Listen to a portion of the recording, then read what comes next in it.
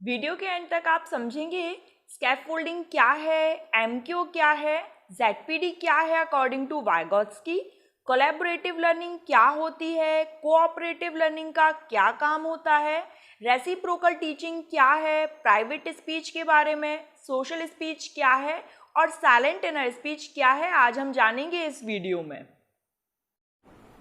Hello everyone, welcome to Anubha study facts. आज हम बात करने वाले हैं वाइगोत्स्की की जो सोशल कल्चरल थ्योरी है उसके बारे में। तो आज हम बात कर रहे हैं वाइगोत्स्की की थ्योरी के बारे में। तो सबसे पहले तो वाइगोत्स्की की थ्योरी का नाम पता होना चाहिए कि इनके द्वारा कौन सी थ्योरी दी गई। वाइगोत्स्की के द्वारा कौन सी थ्योरी दी गई? Social cultural theory. ठीक, सामाजिक। कोशिश करूंगी कि बायलिंगुअल लैंग्वेज लेकर चलूं, लेकिन फिर भी अगर आप इंग्लिश टर्म को प्रेफरेंस देंगे तो बहुत सही रहता है, क्योंकि हिंदी में क्या है, एक ही वर्ड के ये 2-3 मीनिंग हो जाते हैं, मतलब अलग अलग हो जाते हैं। तो आप लोग अगर इंग्लिश टर्म यूज करें तो बहुत ज्यादा सही रहेगा। सामाजिक सांस्कृतिक सिद्धांत दिया गया वाइगोत्स्की के द्वारा। ठीक है, बहुत ज्यादा इंपॉर्टेंट है, क्योंकि एग्जाम में एज इट इज इनका सिद्धांत का नाम पूछ लिया जाता है कि सामाजिक सांस्कृतिक सिद्धांत किसके द्वारा दिया गया, तो वाइगोत्स्की के द्वारा दिया गया। ठीक, अब हमें क्या पढ़ना है कि वाइगोत्स्की ने क्या बात कही। तो सबसे पहले गाइस, ये कुछ टर्म है, इनको याद रख लीजिए, क्योंकि ये पूरी थ्योरी में वाइगोत्स्की की जो थ्योरी है उसमें उन्होंने यही बात कही है, इंट्रैक्शन, अंतःक्रिया, अन्योन क्रिया, और इंटरेक्शन मतलब होता है कम्युनिकेशन, संप्रेषण। ठीक, संप्रेषण। आप थोड़ा सा इसको समझ लेते हैं। वाइगोत्स्की के द्वारा क्या कहा गया, उन्होंने ये कहा कि जो बच्चा है वो सोसाइटी में इंटरेक्शन के थ्रू सीखता है, मतलब लोगों से बातें कर कर, लोगों के साथ उठ बैठकर उनसे 4 बातें ग्रहण करेगा। जैसे रेड लाइट क्रॉस नहीं करना है, ये हम लोगों के बेनिफिशियल के लिए ही बनाया है समाज के द्वारा। तो समाज के थ्रू, मतलब देखिए यहाँ पर सोशल है, मतलब समाज के थ्रू ही जो बच्चा है वो संप्रेषण करके, अंतःक्रिया करके, इंटरेक्शन करके, कम्युनिकेशन करके ही बच्चा समाज में रहता है। अब समाज की बात आई है तो सबसे पहले माइंड में ये आएगा कि भाई बच्चे का जब जन्म हुआ तो बच्चा तो कहाँ रहता था, फैमिली में। तो फैमिली कैसे समाज हो गई? तो फैमिली क्या है guys, miniature version of society है। मिनिएचर वर्जन ऑफ सोसाइटी, समाज का छोटा रूप है फैमिली। क्योंकि बच्चा जब जन्म लेता है तो किसके साथ बातें करेगा भाई, किसके साथ उसका जो पूरा एक वातावरण है, किसके साथ वो अन्योन क्रिया करेगा भाई, उसके माता पिता होंगे, उसका सिबलिंग होंगे, उसके चाचा चाची, दादा दादी, ताऊ ताई, बहुत से लोग होंगे घर परिवार में। तो सबसे पहले वो उनके साथ इंटरेक्शन करता है। पहले तो जैसे बच्चा बोल नहीं पाएगा तो रो रो कर अपनी चीजें व्यक्त करेगा, कुछ चीजों को टच करके बताएगा। इस तरीके से जब वो बात करना सीखता है, फैमिली में आ जाता है। फैमिली में आने के बाद वो घर से बाहर निकलता है, नेबर्स के साथ उठता बैठता है, फिर उसका स्कूल होता है, स्कूल में टीचर्स, पीयर्स। मतलब वाइगोत्स्की ने ये कहा है कि अगर बच्चा इंटरेक्शन करेगा, अंतः अन्योन क्रिया करेगा, तभी वो अपने आप को एक्सप्लोर कर पाएगा। इसी के विपरीत पियाजे ने क्या कहा था? पियाजे ने क्या क्या कहा है कि जो बच्चे हैं वो क्या है, स्मॉल साइंटिस्ट हैं। कैसे स्मॉल साइंटिस्ट है, ये मैंने पियाजे की थ्योरी में बताया। पियाजे की थ्योरी आपको सीडीपी फुल कोर्स में अनुभा स्टडी फैक्ट्स, लिंक आपको डिस्क्रिप्शन बॉक्स में मिल जाएगी, तो जरूर देखिएगा। या स्मॉल साइंटिस्ट कहा उन्होंने, किसने? पियाजे ने। इन्होंने कहा कि बच्चा जो है वो वातावरण में खुद से एक्सप्लोर करता है, उसे समाज की जरूरत नहीं है अपने आप को एक्सप्लोर करने के लिए। किसके अकॉर्डिंग? पियाजे के अकॉर्डिंग। लेकिन वाइगोत्स्की की माने तो ये कहते हैं समाज के थ्रू बच्चा सीखता है चीजों को। अब हम बात करेंगे वाइगोत्स्की के द्वारा कुछ टर्म्स दिए गए हैं, जैसे स्कैफोल्डिंग हो गया, जिसे हम हिंदी में क्या कहते हैं, मचान। स्कैफोल्डिंग मतलब क्या होता है, समझ लीजिए, temporary structure of help, temporary structure of help क्या कहलाता है गाइस? स्कैफोल्डिंग कहलाता है, मचान कहलाता है। ये क्या है, हर बच्चे के लिए इंपॉर्टेंट होती है, क्योंकि बच्चा क्या है, वो खुद से कुछ तो कर सकता है। ऐसी बात नहीं कि बच्चा बिल्कुल खाली दिमाग है, वो कुछ नहीं जानता, वो खुद से कुछ कर सकता है। लेकिन जहां पर उसको डिफिकल्टी आ जाती है, कोई प्रॉब्लम आ जाती है, कोई परेशानी आ जाती है, तो उसे जरूरत पड़ेगी किसकी? एमक्यू की। किसकी जरूरत पड़ेगी? एमक्यू की, मोर नॉलेजेबल अदर। ये जो मोर नॉलेजेबल अदर है, ये कौन कौन हो सकते हैं? तो मोर नॉलेजेबल अदर में आपके पेरेंट्स हो सकते हैं, पीयर्स हो सकते हैं, सिबलिंग्स हो सकते हैं, आपके नेबर्स हो सकते हैं, इवन छोटे बड़े भाई बहन भी आपके, मतलब छोटा भाई छोटी बहन, जिसे हम कहते हैं भाई छोटा है तो वो हमें क्या सिखाएगा, ऐसी बात नहीं है। एमक्यू एज से डिफर नहीं करता है, हम एज से रिलेट नहीं करेंगे इसे। एमक्यू मतलब वो होता है जो हमसे ज्यादा जानता हो, ठीक। तो एमक्यू हो गया। अब हम बात कर रहे हैं जेडपीडी की। ये डायग्राम आपको दिख रहा होगा गाइस, जेडपीडी। अब हम थोड़ा सा समझ लेते हैं। इस डायग्राम में तो आपको दिख गया, लिखा है what I can do my self and what I can do with help. थोड़ा सा आप समझ लेते हैं कि इस डायग्राम के माध्यम से क्या कहने जा रहा है। ये है चाइल्ड, ठीक, ये है चाइल्ड, और यहां तक वो किसी भी प्रॉब्लम को विदाउट एनीवन, किसी की भी सहायता लिए बिना वो सॉल्व कर सकता है। ये इसका दायरा है, ठीक। बच्चे का दायरा क्या है? ये है, मतलब वो यहां तक कोई भी प्रॉब्लम को सॉल्व कर सकता है खुद से। ये चाइल्ड है और ये क्या है, खुद से किसी भी प्रॉब्लम को सॉल्व कर सकता है। अब एमक्यू की हेल्प से या टीचर की हेल्प से, पेरेंट्स की हेल्प से वो यहां तक प्रॉब्लम को सॉल्व कर सकता है। एमक्यू मिल जाए उसे, टीचर्स मिल जाए, पेरेंट्स मिल जाए, कोई भी हो जो उससे ज्यादा जानता हो। बस केवल आपको बात इतनी सी याद रखनी है कि जो उससे ज्यादा जानता हो वो क्या है? एमक्यू। तो ये जो बीच का दायरा है ना, यहां पर बच्चा खुद से कर रहा है यहां तक, और यहां तक उसे एमक्यू की जरूरत है। तो ये जो बीच का दायरा है वो है हमारा जेडपीडी। क्या है? Zone of proximal development.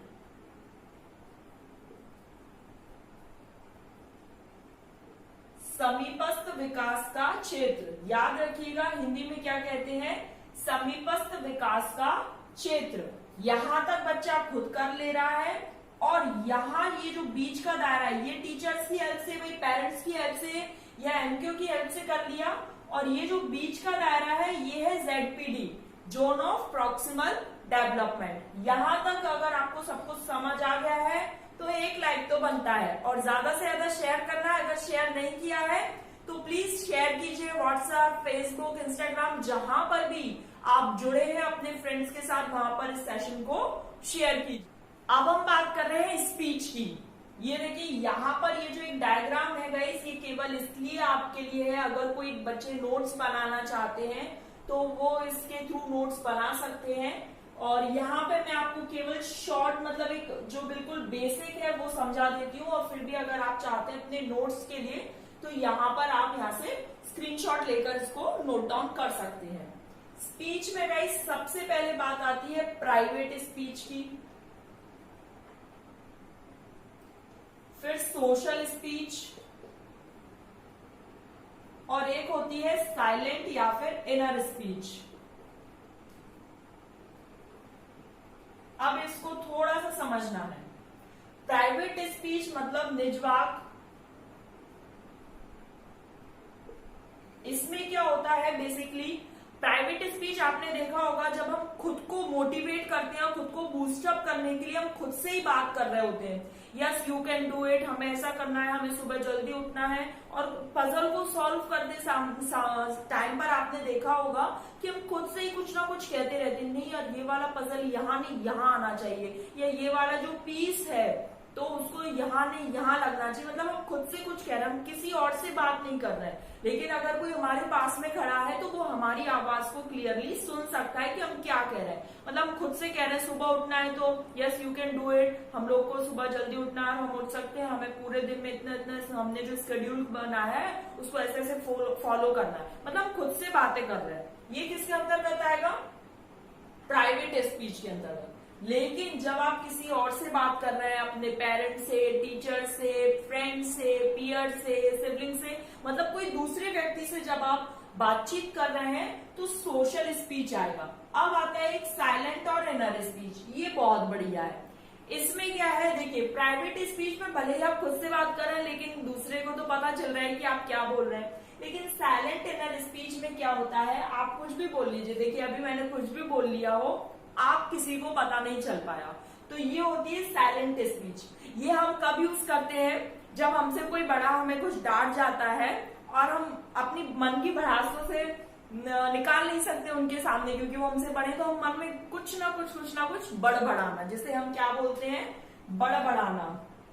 हम कुछ ना कुछ बड़बड़ाते रहते हैं, that is called silent inner speech. ये किसी को सुनाई नहीं देगी, ये केवल हमारे मन में और हम तक ही सीमित रहेगी।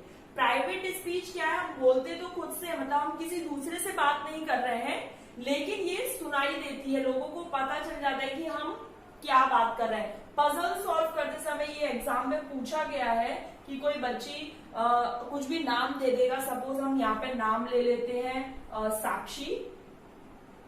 पजल सॉल्व करते समय ये कह रही है कि इस पजल का टुकड़ा यहाँ नहीं यहाँ लगना था, तो अकॉर्डिंग टू वाइगोत्स्की वो कौन सी स्पीच का यूज कर रही है, तो आंसर हो जाएगा प्राइवेट स्पीच। हम एमसीक्यूज में करेंगे क्योंकि इसके बाद अब कुछ और टर्म्स आते हैं जिनको समझना बहुत ज्यादा जरूरी है। यहां पर बात आती है सबसे पहले कोलैबोरेटिव लर्निंग, सहयोग वाला जो अधिगम है, सहयोगात्मक अधिगम जिसे हम बोलते हैं। कोऑपरेटिव भी इसी की तरह ही है, कोऑपरेटिव लर्निंग, पीयर ट्यूटरिंग, ये सब टर्म्स किसके द्वारा दिए गए, वाइगोत्स्की के द्वारा। एंड रेसिप्रोकल टीचिंग, ये जो टर्म्स है ये किसके द्वारा दिए गए, याद रखिएगा ये टर्म्स किसके द्वारा दिए गए हैं, वाइगोत्स्की के द्वारा। अब इन टर्म्स को हमें समझना, और यहाँ इन टर्म्स को समझने के बाद हमारी थ्योरी कंप्लीट हो जाएगी। ठीक, कोलैबोरेटिव लर्निंग क्या होता है, सहयोगात्मक अधिगम है जब बच्चे आपस में सहयोग करके ग्रुप में, एक बात याद रखिएगा, वाइगोत्स्की ने हमेशा ग्रुप को बढ़ावा दिया है। उन्होंने कहा है जो बच्चे हैं वो ग्रुप में ज्यादा अच्छे से सीखते हैं इन कंपैरिजन टू इंडिविजुअल। तो कोलैबोरेटिव लर्निंग क्या है, जहां पर बच्चे सहयोग से, कोऑपरेट, एक दूसरे से कोऑपरेट करके सीखते हैं। पीयर्स मतलब, पीयर के बारे में मैंने आपको बताया कि जो सहपाठी होते हैं, जो एक ही कक्षा में पढ़ रहे हैं, सहपाठी वो क्या कहलाते हैं, पीयर कहलाते हैं। सहपाठी जो होते हैं वो क्या है, एक ही क्लास में जो पढ़ रहे हैं वो क्या है, आपस में, जैसे यहाँ पर ये बच्चे बैठे हुए हैं,